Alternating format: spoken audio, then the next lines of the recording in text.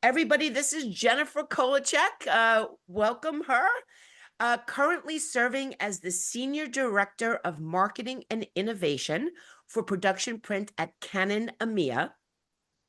Jennifer Kolloczek is at the forefront of driving strategic growth, product management, and business transformation across the EMEA region, again, Europe, Middle East, and Africa.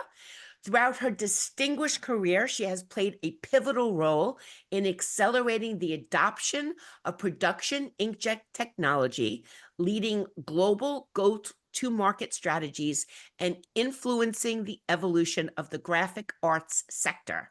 Jennifer's journey from her early roles at OSE in Germany and the Netherlands to leadership positions at Canon USA and Canon Solutions America demonstrates the power of vision, adaptability, and expertise.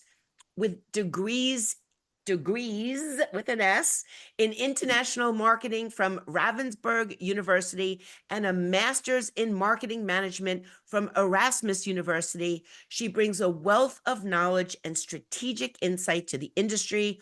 Please join me in welcoming Jennifer Kolloczek. Hello, Jennifer. Thanks, Deborah. That's a mouthful. Thanks for putting that together. Sounds well. strange. You did it. I just summarized it. So congratulations to you for all of your achievements. We have known each other for quite some time. Canon has been a long-time supporter of Girls Who Print and, quite frankly, of Deborah Korn. So thank you so much. Appreciate all of your partnership across all of your divisions. First question, usually the most important. Did you pursue a career in print, or did print find you? Good question, actually, because I hadn't thought about that before. But print definitely found me, or I found print, whatever. But I didn't choose it, right from the start. What I really wanted to have an international engagement, to travel the world, get to know the world, and coming from school, in Germany at that time when I ended high school, it was 13 years of school, 13 years of theory. I had no idea what the world had to offer, and I also had no idea what I could offer the world, or a company, or an industry. So yeah, I started a travel agency, actually, because my very enthusiasm at that time, I thought travel agency means that you're traveling. It doesn't, not entirely true. And by the way, for those who don't know what a travel agency is, it's that place where you're going to when you want to book travel, which these days you do via phone.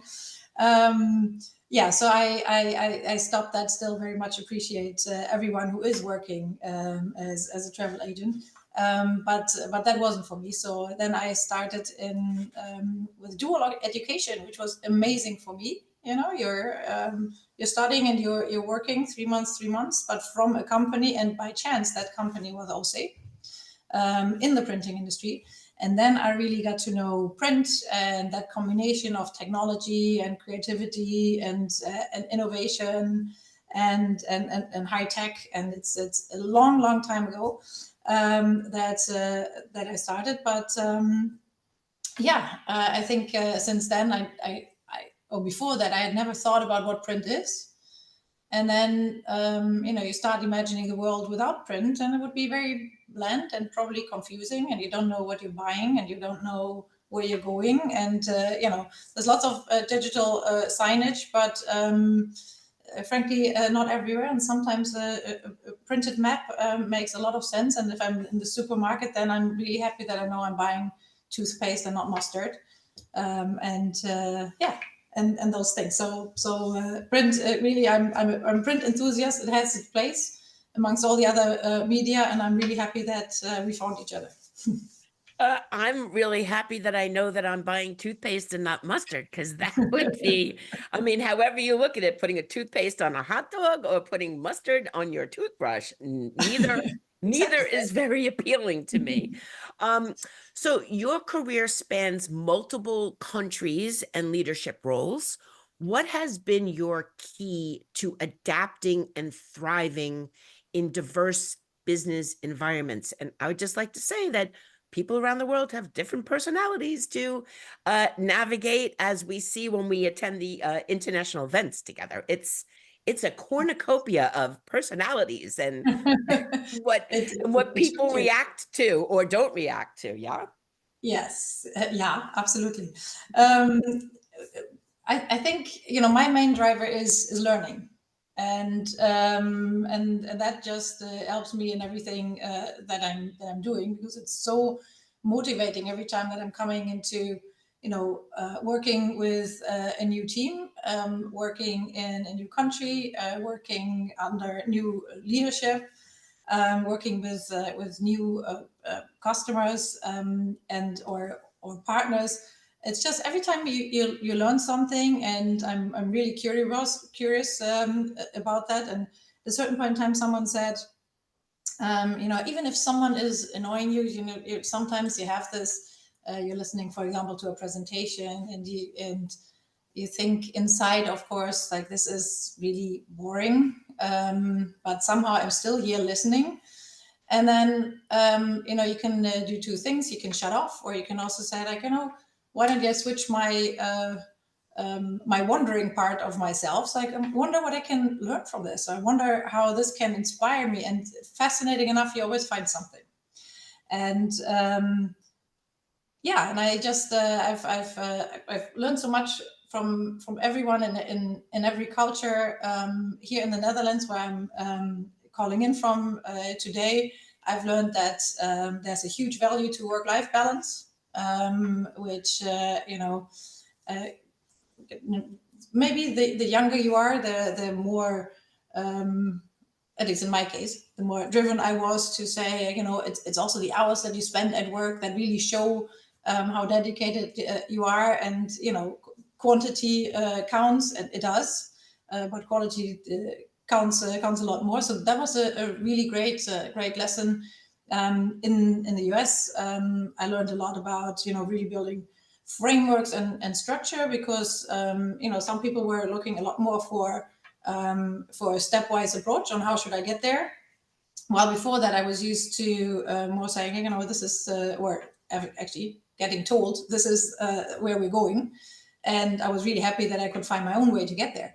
So so I think it's really just a curiosity and being open to going through doors that open as well, because it's. I guess I never really thought about it. I just went through the door and then figured it out afterwards. But I think that's that makes the world a lot bigger if you can do that. And there's so many companies out there, or organizations for that matter, that give you the opportunity to go through the next door, to take the next challenge. And if you're open to it, frankly, nothing is for forever. You can always make a different decision afterwards. But if you're open, if you're curious, that gives you the opportunity to learn. How would you describe your leadership style, and how has it evolved over your career? Don't think it has a name. At least I haven't thought about it. But for me, maybe that's also something that I just touched on already. That leadership for me means to set out a vision and a clear direction of where we want to go as a team, but also to giving that autonomy to execute in the way that best fits you. And of course, that doesn't work with everyone. No, actually, it does work with everyone. Some need more support than others in the team, but that's where the individual, management comes in. But for me, it's really important that there's so many roads and paths that lead into a certain direction, and as long as we know what the direction is, we will in the end get together again. And so building that, setting the vision, building a framework on how we think we can get there. And I think something that Ayanfe said before, that she said that if if parents would have higher ambition or something for their girls, they might come higher. I'm really for creating high performance cultures, right? I think that's it's really important for me that everybody feels accountable, is business driven, but also has lots of fun at work, and that together as a team, we are more than the sum of the individuals, and that's not only a saying that so many are saying. I firmly believe in it. As a team, you're a lot stronger, and every individual is there in their own right, and brings their own strengths to the table. And if we know those, and if we accept those, and respect those, then then we'll get there, and we can grow very far. And I think that's what in the teams that I've worked in, we've been able to show. And that's that joint achievement in the end, also that celebration, by the way, very important point, to celebrate your successes as well. That is just amazing. So I think it's about vision, it's about empowerment, it's about setting frameworks and having expectations that allow all of us to always get a step better. How do you define empowerment, and what is the difference between being given authority through a job title and truly feeling empowered by your company? So first question was about empowerment, right? I think empowerment is about having the resources and getting the opportunities to take your own decisions, to find your own way, of course, within the realm of what your responsibilities are. If we're talking, professional empowerment here, but also giving people the confidence that they can do it. That can be by so many things: skill development, mentorship. The way that, of course, equal pay, equal opportunities, equal access to resources. So many different ways, but it's really about giving everyone those equal opportunities to feel empowered, so that they say, it's like, what? Also, if I can't do it right now, here, by the way, this is what I need, and then I'm going to get there, and then of course to support give everyone on an equal level, and that's empowering for me.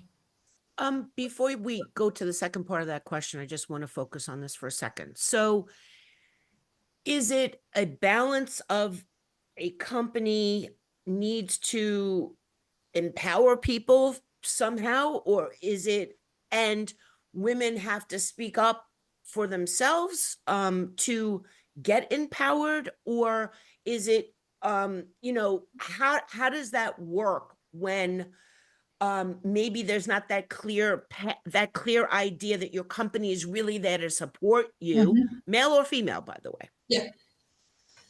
It's as so many things in life, it's a two-way street. I think there's as a company and as leaders, we have the responsibility to build those platforms, to build those to ensure that there is equal access to opportunities, whether it's job opportunities, whether that's working in projects, because it's not always a career opportunity to go up the ladder. It's also to, how do I broaden my knowledge? How do I develop my skills? Maybe within my current job, maybe just outside of my current job, to give more value to the company, because I'm only talking professional empowerment here. But then, if that framework is there and it's also communicated, and those platforms are there, it is up to every individual to grab those opportunities.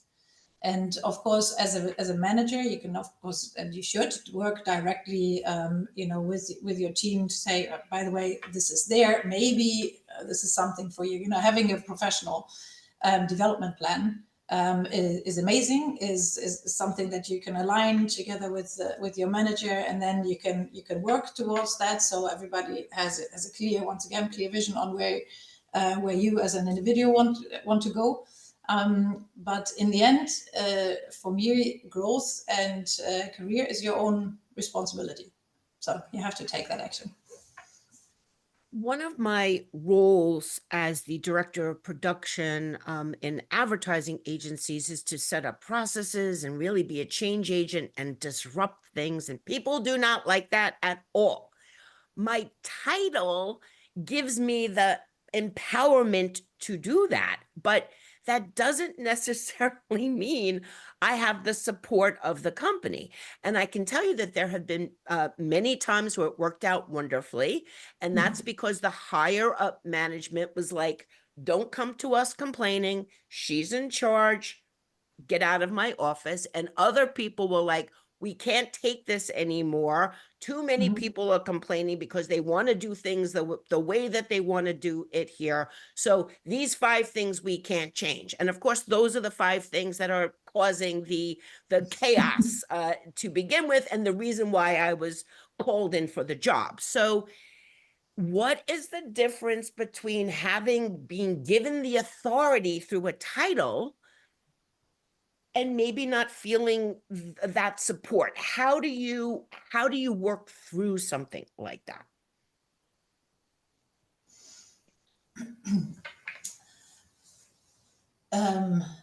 Well, first of all, I think being given the authority through a job title, I think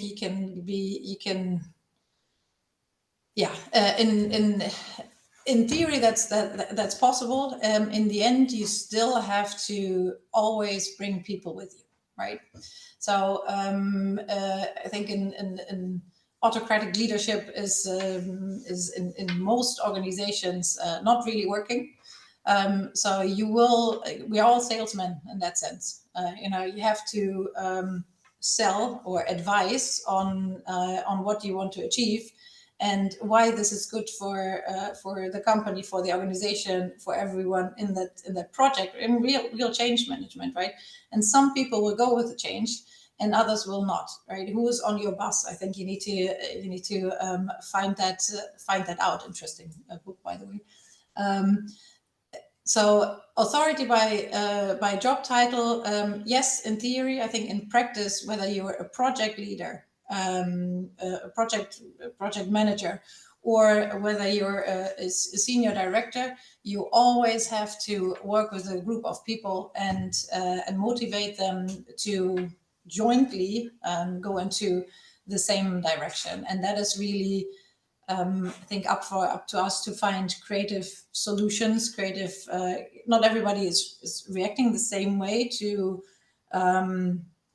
the same argument, for example. So you'll need to find the hook of what is motivating that person, or what is actually the challenge, because it's often also what I find, that you want to drive change.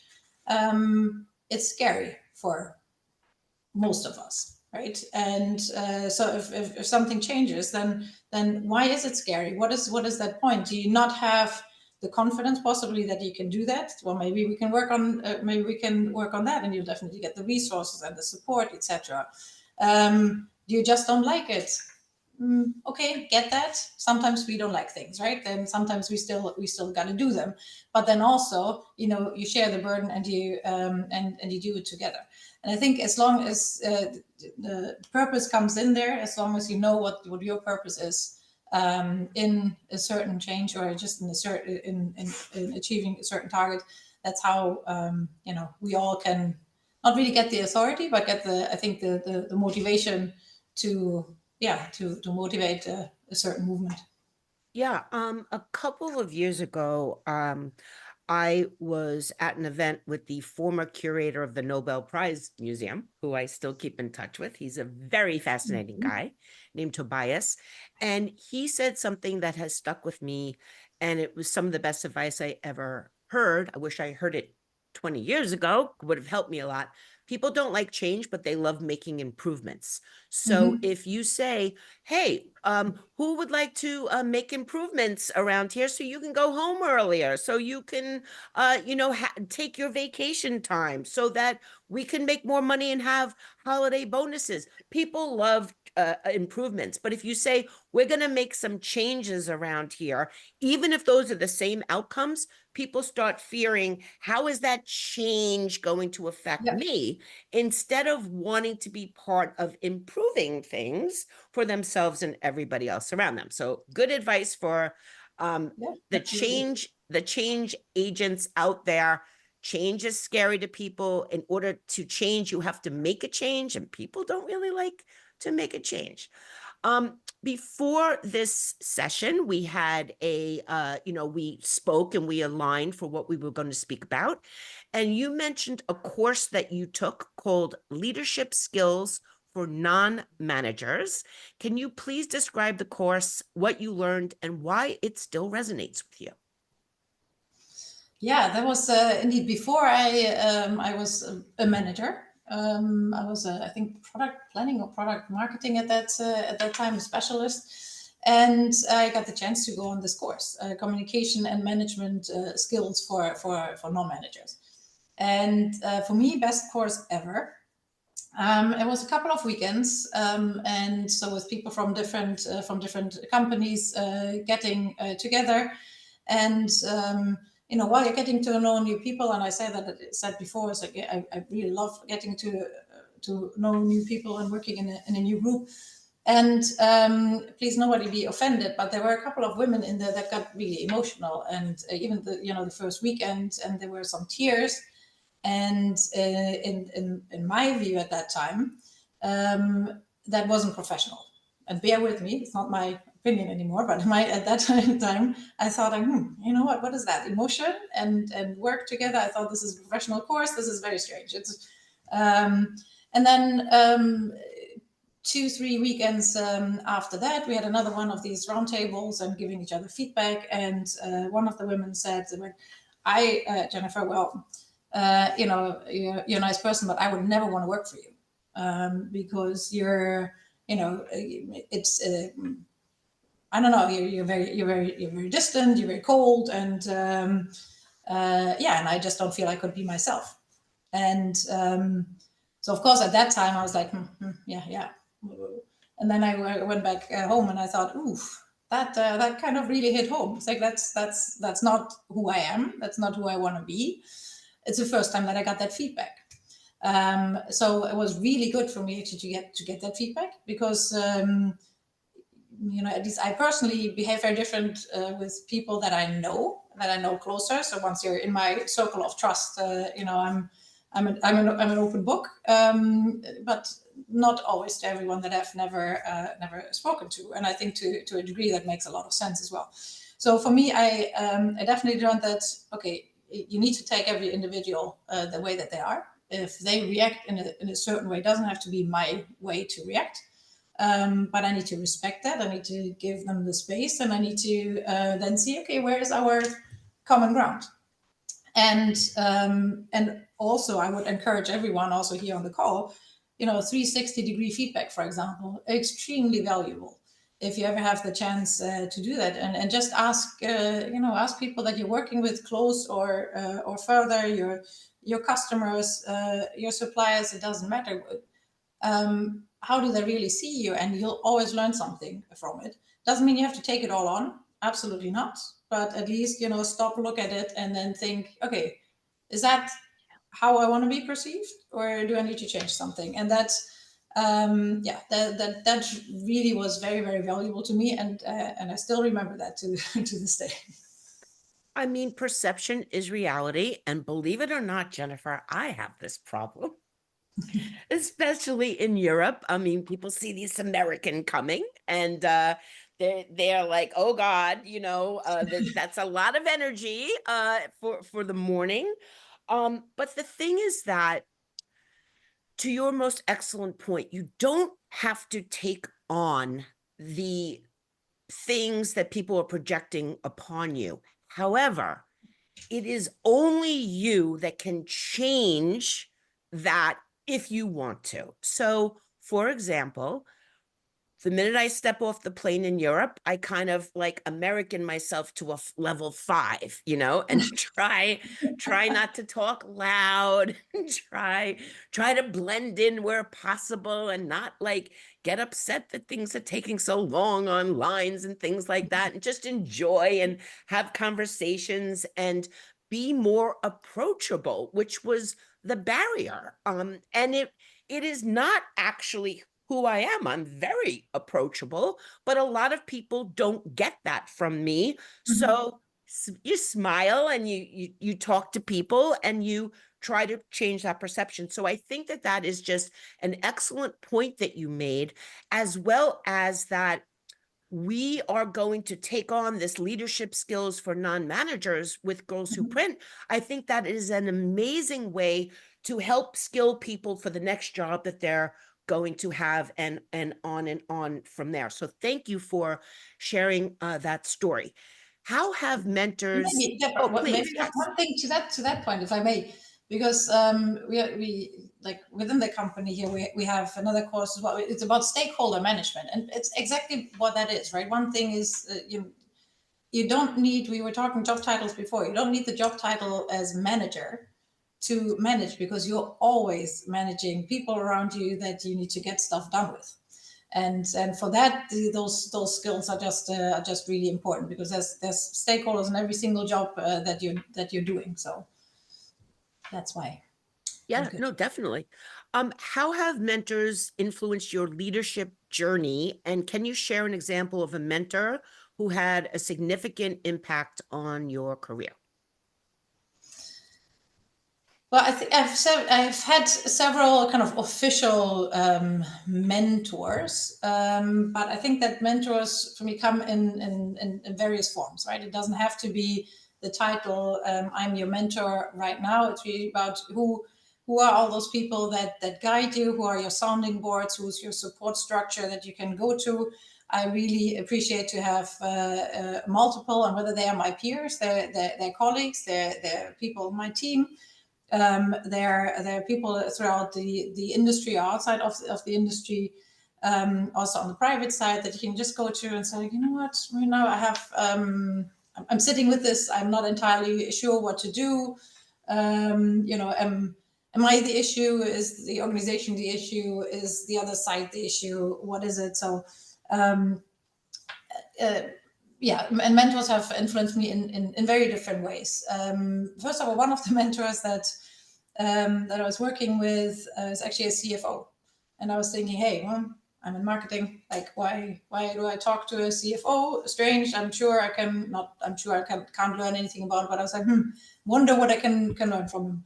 And that totally different view.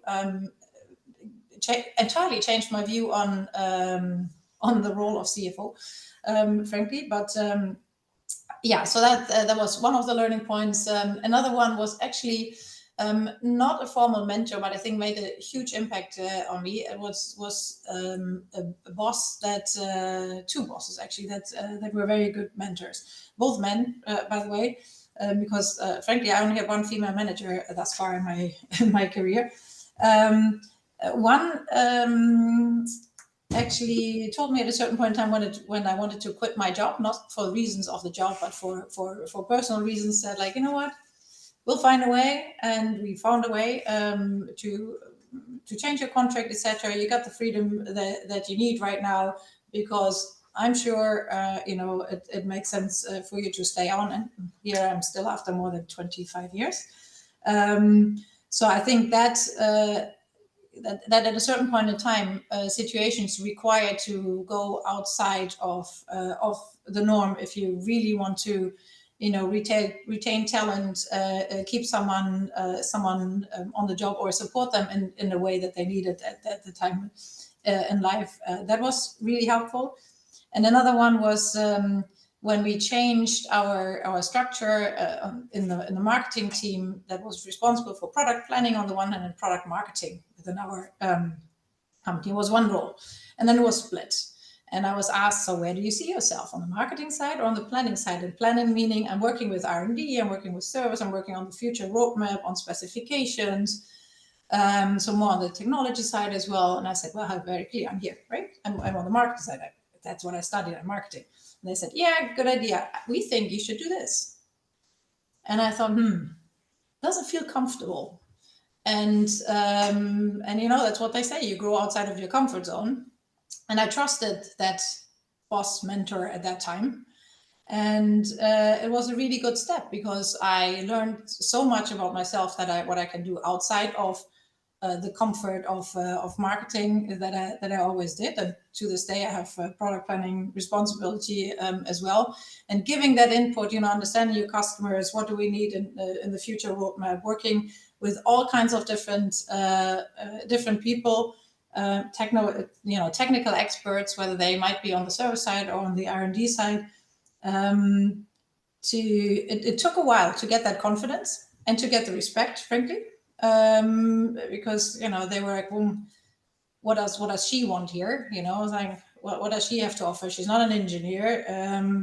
She's relatively young at that time. So what, you know, what can she deliver? And I just said at a certain point, you know what? So my role is I'm the representative of the market and our customers in this group. So you tell me how to do it, and together we'll figure it out. And we did in the end, and that gave me a lot of confidence. While in the beginning you think, why? So yeah, I think that's both of those mentors were very influential. What do you believe is the key to retaining top talent, particularly women in the printing industry?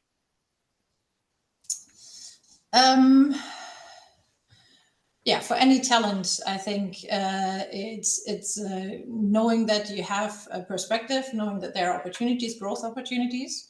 I firmly believe that they don't always have to be, you know, opportunities up the ladder. I made lots of horizontal steps as well, because it's about, you know, growing in a personal way, growing in a professional way, growing your knowledge and expertise. And then, you know, will automatically also in the end grow up the ladder.